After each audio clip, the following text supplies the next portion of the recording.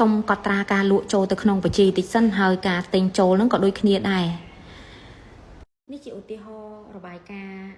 ប្រចាំថ្ងៃរបស់ខ្ញុំខាងនេះគឺសម្រាប់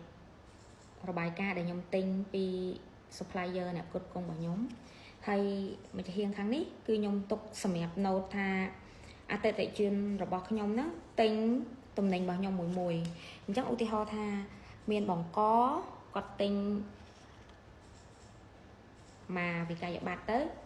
មានបង្ខគាត់ទិញទំនិញខ្ញុំពីមុខទំនិញអញ្ចឹងទៅហើយនឹងបង្កគាត់ទិញទំនិញ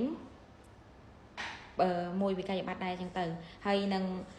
បង្កបង្ខបានទូទាត់ឲ្យខ្ញុំហើយអីនៅបង្កហើយតាក់ទងជាមួយនឹងមុខទំនិញដែលបានរាយហ្នឹងគឺខ្ញុំសរុបតាមទំនិញឈ្មោះនីមួយៗហ្នឹងហើយនឹងចំនួនហើយអីចឹងខ្ញុំអាចសរុបតួលេខនៅខាងក្រោមនេះអាហ្នឹងករណីថាទំនិញរបស់ខ្ញុំមានតិចហើយខ្ញុំលក់អត់សូវបានច្រើនទេលក់តិចដែរអញ្ចឹងងាយស្រួលក្នុងការគ្រប់គ្រងឯងមានន័យថាបើសិនជារបាយការណ៍ហ្នឹងតែមួយថ្ងៃចុះបើសិនជាថ្ងៃនេះថ្ងៃទី7ចុះបើសិនជាថ្ងៃហ្នឹងថ្ងៃទី17វិញសួរថាបង្កអត់ទាន់យកលុយមកទូទាត់ខ្ញុំទេប៉ុន្តែខ្ញុំដឹងអត់បើសិនជាខ្ញុំលក់យូរទៅអញ្ចឹងលុយរបស់ខ្ញុំ$67នេះចប់ហើយដឹងតែខាតដើមហើយនៅពេលដែលខ្ញុំធ្វើបញ្ជីដៃចឹងហើយខ្ញុំត្រូវសរុបនៅពេលយប់ឡើងមកតាំងទៀតមានន័យថាតើតំណែងណាខ្លះដែលខ្ញុំលក់ចេញហើយតំណែងណាខ្លះ